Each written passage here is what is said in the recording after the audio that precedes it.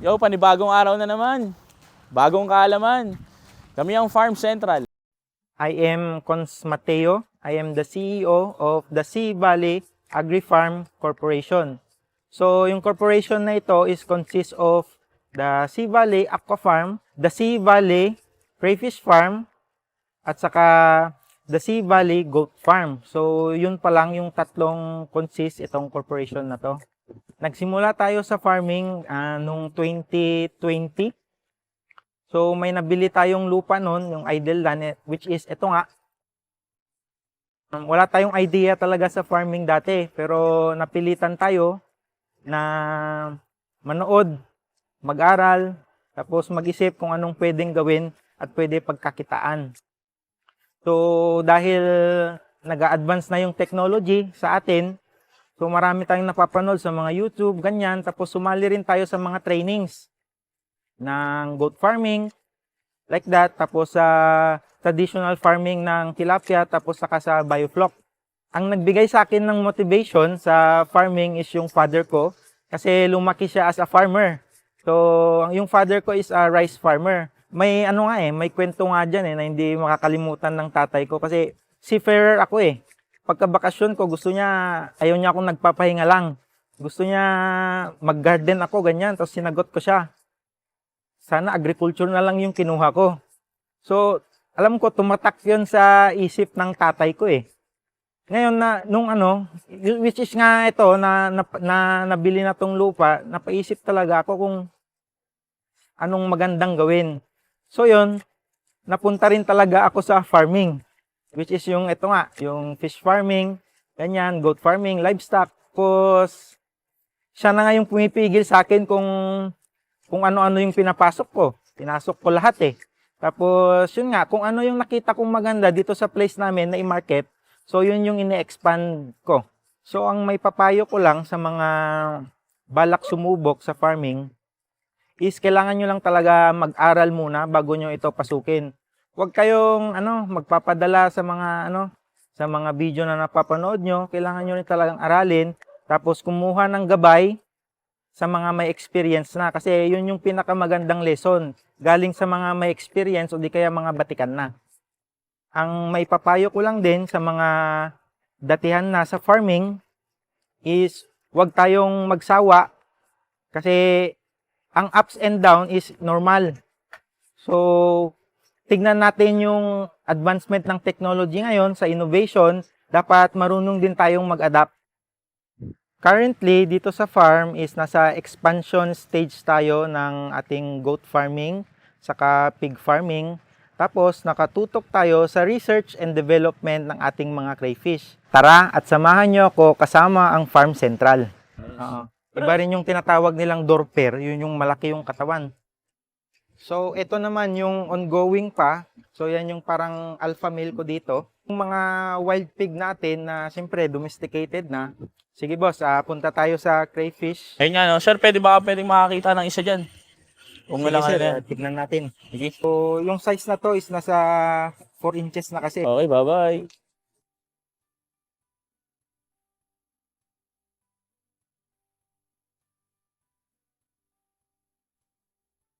So, galing sa madpan, lalagay natin dito. Ayan guys, meron siyang red na claw.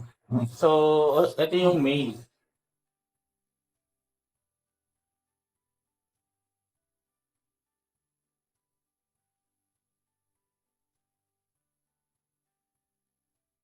So, ito yung mga sheep natin. Nasa mga 30 pieces, 30 heads. Anong yan, sir? Anong breed ng sheep yan dito? Yung, di ko ano yung talagang breed yan pero galing yan sa Batanes. Batanes. Iba rin yung tinatawag nilang dorper, yun yung malaki yung katawan. Pero wala pa tayong ganun dito kasi medyo mahal. Okay, medyo mahal. Sir, nung nag-start kayo dito, mga magkano yung na-budget nyo? Sa heads na lang boss. Sige. Sa heads, nag-start kami sa 8 heads ng sheep. Okay. Ngayon, dumami na ng ganyan.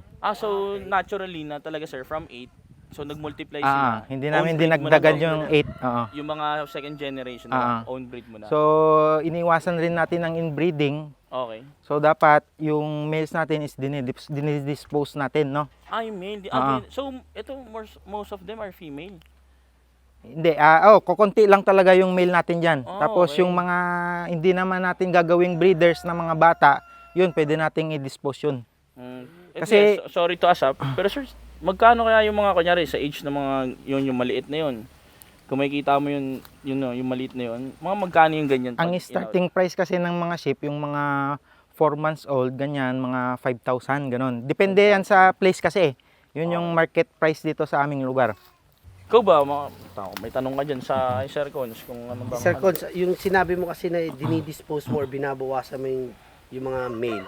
Ano ibig mo sabihin doon?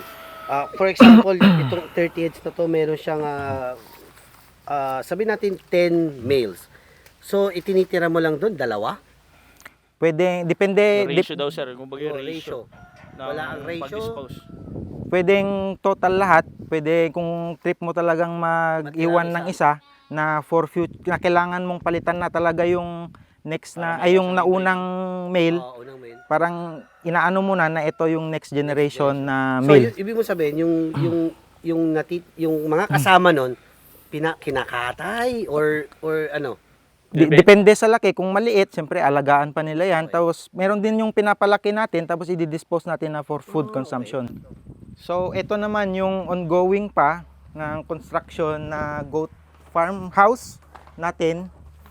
So yung nandito na kambing is kokonti pa lang. Talagang nilagay muna namin dito para safe sila, no? So ito yung yung full blood bower na tinatawag. So yan yung parang alpha male ko dito. So yun yung ginagamit ko talaga pang breed. Pang stud. Oo. So yung iba is hindi na mga full blood, yung mga babae kasi nga may kamahalan pa yung full blood. Nabanggit mo kanina, no? Magkano yung ganyang presyo, yung mga male, alpha male mo niya na pang bibreed mo to start up? Nagdidepende kasi yan, sir, sa kukuhanan mo, no? So yung kinuhanan ko is sa Blessed Farm sa Quezon nga, si Sir Ricky Tan. Nagkakalaga to dati ng 50,000 Okay. sa male na bower na to. Okay. So itong mga sabi mo female, no? Mga hindi sila full-blooded na bower. No? So ito naman, to start up, anong breed, ganun, magkano rin siya nung nakuha mo siya? Actually, bower na rin to. Okay. Tinatawag to na pure breed bower. So, ang explanation kasi niyan, yung F1, F2, F3, F4, saka F5, halos considered na rin na pure breed yung F4. So, mas lalo na yung F5. So, native, i-cross mo sa bower na full blood, magiging F1 yung anak. Tapos, F1 na babae, tapos full blood na lalaki, magiging F2. Tapos, yung F2 na babae, full blood na lalaki, full blood na lalaki, magiging F3. Tapos yung F3 na babae, full blood, magiging F4. So, considered as pure breed na yon. So, never yon magiging full blood. Kasi ang full blood is full blood to full blood talaga. So ang tawag niya pure breed lang? Pure breed. Hanggang dun na lang to, pure breed. Hindi na siya magiging full blood yung anak niya. Okay. So, sir, ilan na lahat ng head count mo kasama yung nakaseparate na iba, no? So, ilan na siya lahat ngayon? Ilan lahat ng kambing? Sa 30 plus na. Kasi may mga bagong panganak, hindi pa ako naka-head count talaga. Okay. Pero may nai-out ka na rin ba? Ngayon kasi, mga back pa lang kasi kung makikita nyo, tinatapos pa lang namin yung expansion, no?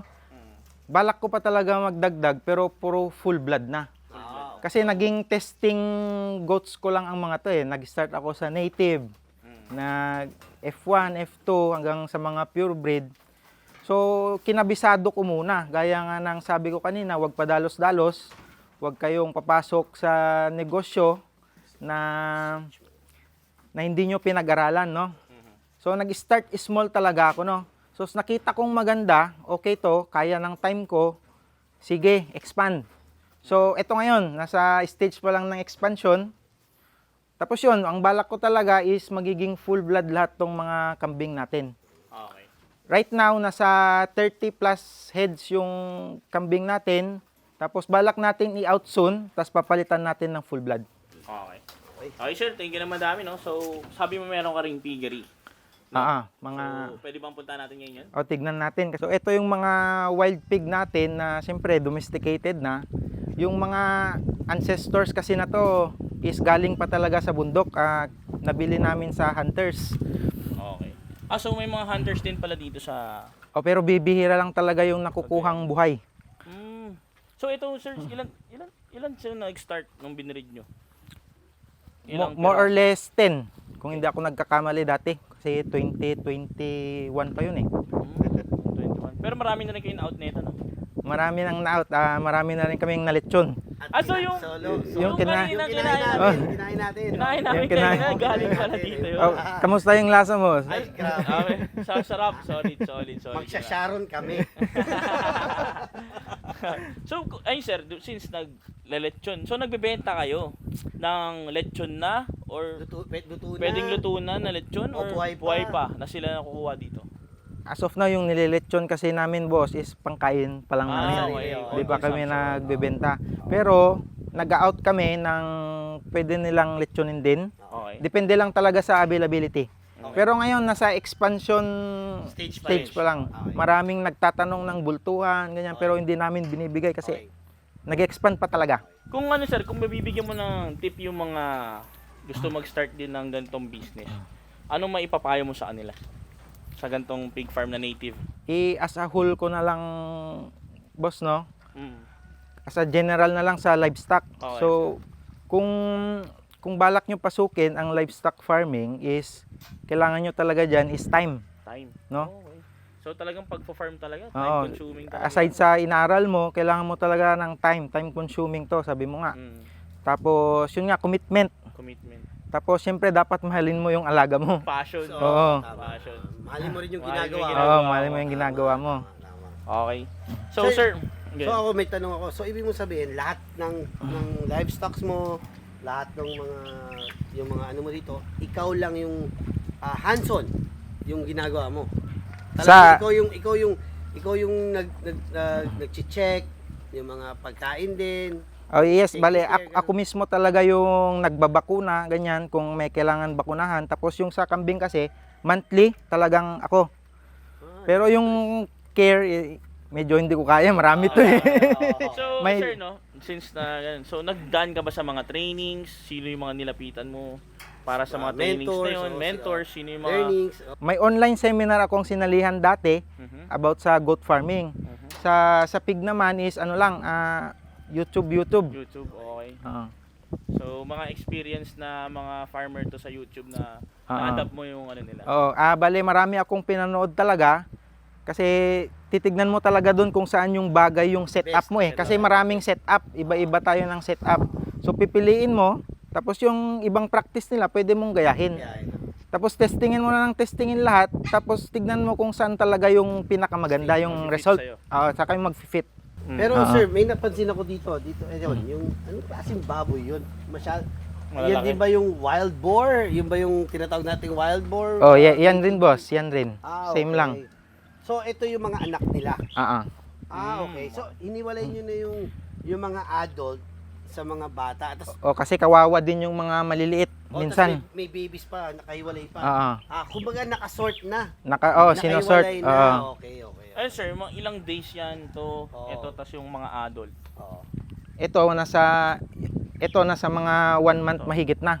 Okay. Ito going 5 months. 2 months, 2 months. 2 to 3 months. Tapos yung mga nandun sa may baba, Yun yung medyo matagal-tagal na kasi mga breeders. Breeders naman. Breeders. Oo. so sir, no, sabi nyo meron din kayong crayfish farm. Actually, yung crayfish, isa sa mga talagang grabe yung hype niya ngayon sa ano, no, sa social media. Oh, sa bagong- mga gusto mag-start. Kasi Oo. marami rin, actually, syempre kami, di ba, nag-crayfish din naman kami. So nakita ko rin naman talaga yung potential ng crayfish. Baka pwede mo kaming matulungan, mabigyan din ng knowledge na additional sa pag-crayfish. Sige boss, punta tayo sa crayfish. Ipapakita ko sa inyo kung saan tayo nag-start dati sa mud pond. Okay. Sige sir, ha? Bale dito sir, yung pinag-umpisahan natin ng crayfish sa mud pond. Okay. So, parang ito kumbaga yung naging testing mud pond natin Hmm. simula nung nag-start tayo. So, bali may mga na-harvest ka na talaga dyan. Meron na sir. Normally, yung stocking density mo dito, mga ilan yung ano? Ang stocking density ko kasi sir is 1 square meter is 10 10. na pieces of crayfish. So, bali yung mga yun, sir, ayan, yung mga ilang inches na yan, sir, normally. Normally yung 3 inches to 4 inches na to So, pwede bang kumuha ka, sir, ng ano dyan? Ayun nga, no? Sir, pwedeng makakita ng isa dyan. Kung Sige walang sir, ano yan. tignan natin. Sige, pwede ba dito, sir? Pwede. Okay, sir.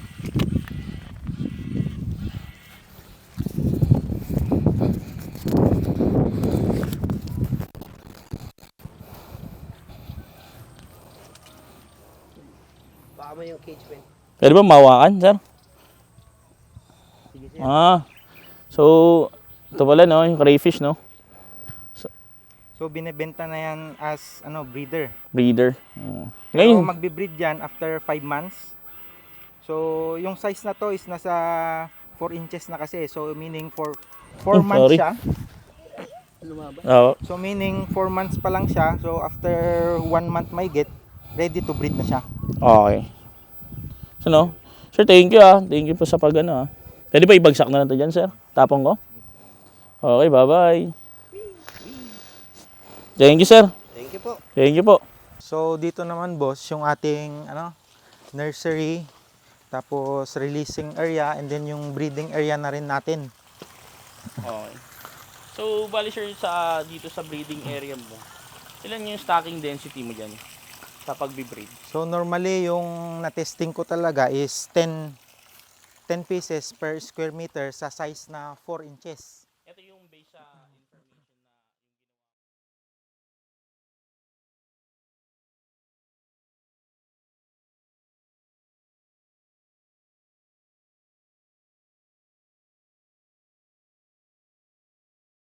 na Matay nila yung optimum na growth. growth.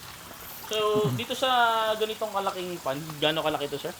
Sukat mo dito sa cemented pan. So nasa 2 by 5. 2x5. Iba-iba rin kasi. Iba-iba rin siya. Oh, iba-iba. So, dito sa 2x5 mo na to, normally, ilan yung napoproduce mong buried female? Ang Inaman. ang ano kasi boss, ang sa buried naman Mhm. is 8 kasi mas mababa ang tubig Oo. ng buried ko. So doon yung mga Dun breeding na lang tanks. Okay, sa breeding tank. Ito naman is yung as of now, nasa mga releasing tanks ko to. Ito pala releasing. Oo. As Okay. of now. As of now. Pero nasa N yung marka, ibig sabihin nursery tank ko to Pagdating in ng the araw. future. Oo. Okay, pagdating ng araw. So, nakapansin ko, no? Naka-overflow siya, tapos parang continuous yung water mo, sir. Kasi So, yung source of water mo, ano pala source of water mo dito? so sa bale submersible pump na solar. solar. So, ilang horsepower, sir, normally, sa mga gusto magsimula? Ilang horsepower na Dep- gamit mo? Depende kasi sa size Pero kung makikita nyo, tong area ko dito, yung tanks ko, kung ito total ko, naglalaro sa 250 square meter lahat. Ito lang, sa Itong- breeding site mo lang. Itong nursery, breeding area, area. releasing. So, yung pump ko dyan is nasa 2 horsepower. 2 horsepower. Pero masyadong malakas pa. Sobra-sobra. Sobra pa. Pero anong may papayo mo? Kasi parang pansin ko is ginawa mong parang translucent or medyo transparent dito. Oh yes, boss. Para Kung, tumagos yung sunlight, no? kung, Para sa mga plants ba yan? May mga plants katulad. May nakita kasi ako Yes. doon, no? Kung makikita nyo doon. so, isa yun yung sa dahilan, boss.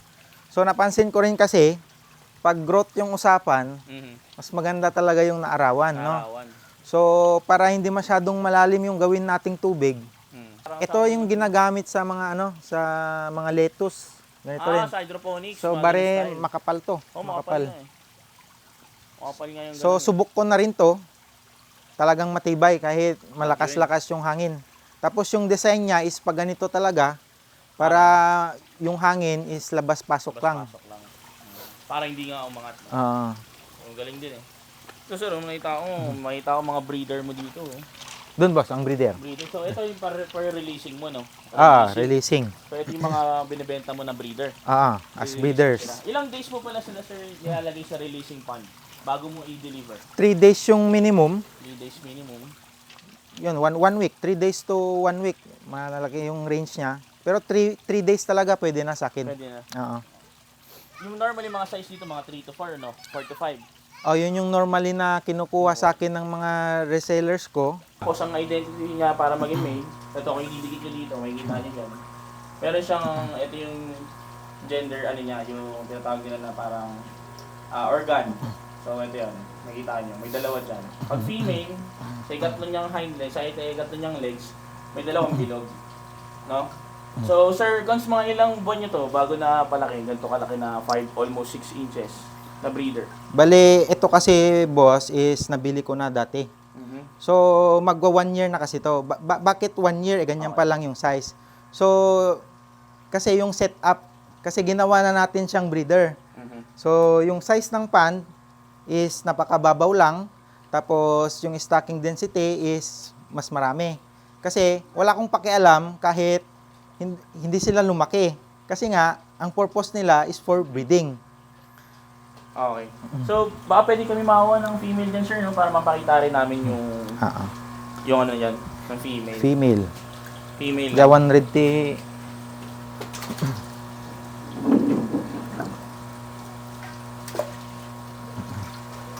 So, female lang siya. Eto. So, guys, kung makikita nyo, eto, may female siya. So, wala siyang red saklo. Ayan, wala siyang red saklo. Pero, yung sa ikatlo niyang legs, may kita kang bilog na dalawa. So, yun yung identification niya na female siya. Ito yung female organ niya. Okay. So, sir, ilang ano na rin to? Ilang buwan mo na to? Or isang taon na rin? Halos parehas sila. Ito kasi yung mga nauna kong breeders, no? Okay. Okay, so, ayun nga pala, Sir Cons, no? Nakita ko yung setup mo, talagang napaka-organized niya, no? Saka dun sa may mud pond na setup ni Sir Cons, talagang solid, tas expansion talaga niya, grabe. Yung plant niya talaga in the future, sobrang laki rin talaga. Guys, as you can see naman kanina, or makita niyo sa video na ipi-play, makita niyo yun doon kung gaano kalawak. Tapos, masasabi ko lang din talaga sa mga gusto or nag-strive mag-crayfish, dito sa Cagayan, or dito sa North, pwede nyo lapitan si Sir Cons Mateo. Sir, pakiano naman yung plug nyo yung ano nyo. Saan kayo located? Yan. Saka name ng ano. So, ito pala yung The Sea Valley Crayfish Farm na under ng The Sea Valley Agri-Farm Corporation. We are located at Zone 4, Nabakayan, Gataran, Cagayan. Sa mga gusto mag-avail dyan, kung gusto ng breeder, pwede rin kayo lumapit sa kanya. At yung PM nyo na lang siya kung magkano yung breeder niya. For sure, maganda talaga. Kasi talagang based on talaga experience, trial and errors, at saka yung genes ng mga crayfish niya, talagang malalaki. So, ayun lang masasabi ko, guys. Maraming salamat sa inyo. Sir Cons, salamat sa inyo. Glory to God. Farm Central, yan ang farmers. Like, share, and subscribe.